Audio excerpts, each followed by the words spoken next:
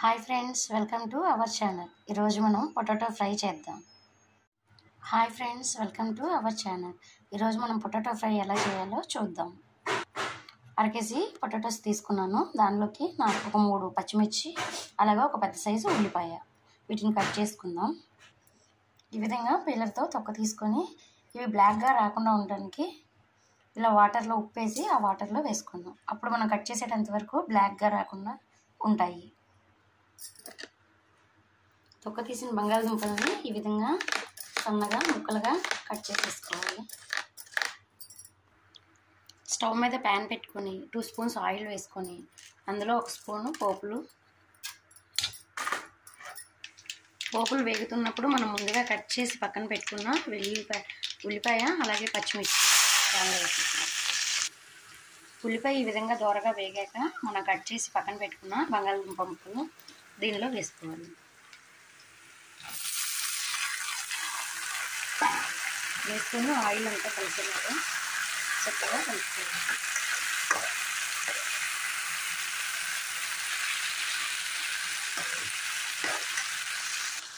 ఇది ఇలా వేగుతున్నప్పుడు ఒక 1/2 స్పూన్ పసుపు, 1/2 స్పూన్ సాల్ట్ వేసి బాగా కలుపుకోవాలి. ఇది కొంచెం వేగాక దీనిలోకి ఒక 5 వెల్లుల్లి రెబ్బలు దంచుకొని ఈ విధంగా వేసుకోవాలి. చక్కగా కలుపుకోవాలి. ఇది అడగంటుకోకుండా కంటిన్యూషన్ మనం తిప్పుకుంటూనే వేయించుకోవాలి.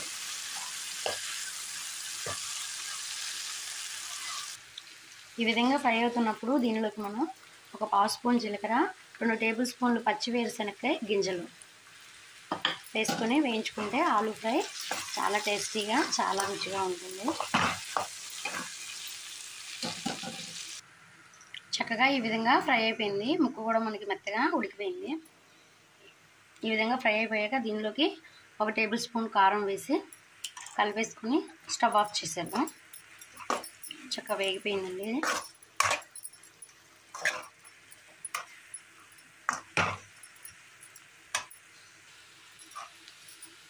ఈ విధంగా ఆయిల్ మనకి బయటికి స్ప్రెడ్ అవుతున్నప్పుడు స్టవ్ ఆఫ్ చేసుకొని ఇది సర్వింగ్ బౌల్లోకి తీసుకున్నాము. ఇంతే అండి, ఆలు